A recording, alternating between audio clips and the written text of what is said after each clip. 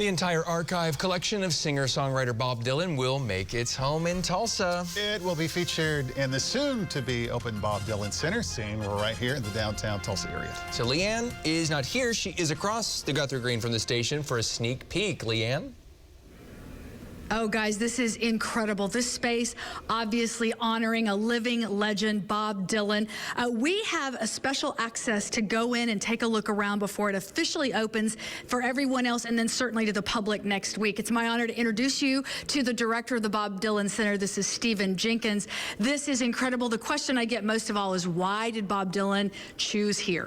It's a good question. Of course, Dylan, not from Oklahoma, not from Tulsa. However, visited the town and just loved the vibe of Tulsa and the folks he met. Very important to him is the fact that the Woody Guthrie Center is right on this very block. Guthrie, of course, being a formative influence for Dylan in his earliest folk days.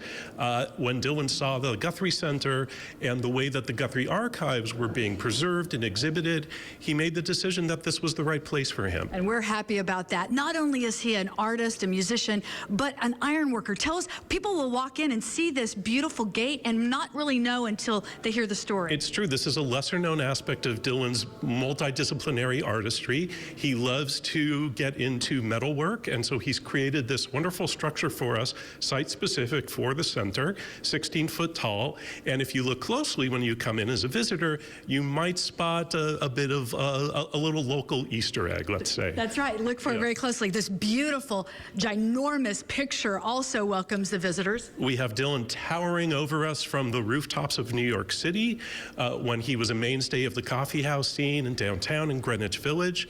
And here he is in the very early 1960s. Just on the cusp of changing the world. This is an amazing place, upstairs and downstairs. We're going to spend this time looking at the first floor. You walk in, you see the gate, you get into the gift shop, but once you get into this main space, tell us about the 6 stories that folks are going to see. Absolutely. Among many other exhibition elements, we go very deep into 6 key songs from across Dylan's career. What's wonderful is, say you love Chimes of Freedom or Joker Man or Tangled Up in Blue, and you want to learn more about how were those songs written, what brought Dylan to the point of creating these unbelievable classic songs. And I think what you gain an appreciation for is the creative process. These were not works of genius that sprung fully formed, but needed to be worked over. It's the artistic process. It's the practice of the craft. And so we have, from the archives, layers and layers, pages and pages of crossed out, handwritten lyrics, getting it just right so that the Tangled Up in Blue that we know and love emerged after weeks, months of work. Another aspect of this lower level that I thought was very cool is you have a recording studio, kind of puts you immersed into that experience. There's also kind of a reading room that you have a lot of books and such. This really does become an interactive experience. Very much so. What we really want to do is bring the archival materials to life. They're fascinating in and of themselves, but I think when we create more context and we bring the visitor in, it provides for a richer visitor experience.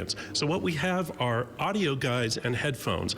All visitors will receive these. They'll wear their headphones, and as you go throughout the center, 15,000 square feet of exhibition space, you have touch points. You touch your audio guide to that point, you get a full backstory, audio, visual, Dylan speaking about the creation of songs, producers, you mentioned the recording studio, producers talking about what it was like to work in the studio with Dylan and putting these songs and these albums together. So it's very much visitor participatory, and we really need folks to come in and create that dialogue with Dylan and his work. Most people want to know, will Bob Dylan be a part of the grand opening, or will he come and visit at any time? Bob Dylan very famously espouses a philosophy of don't look back. Right. So while he gave this his full blessing and created the gate for us and is very happy that his materials are in Tulsa, he has not yet visited.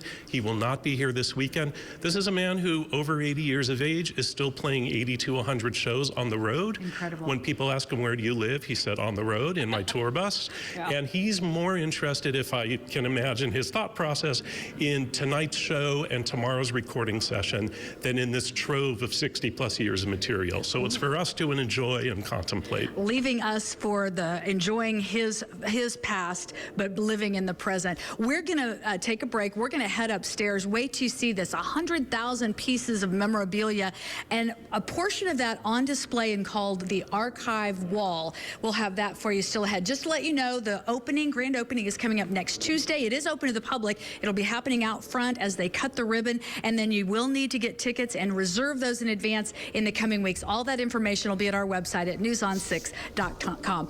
Dave, you are going to go crazy when you come and step into this building. Wow, Alan, I mean, how many times, thank you so much, Leanne, how many times have we said, that's the new crown jewel of Tulsa, that's the new crown jewel of Tulsa, and here's yet another thing in the running. And I'm glad to get a little sneak peek at that right there.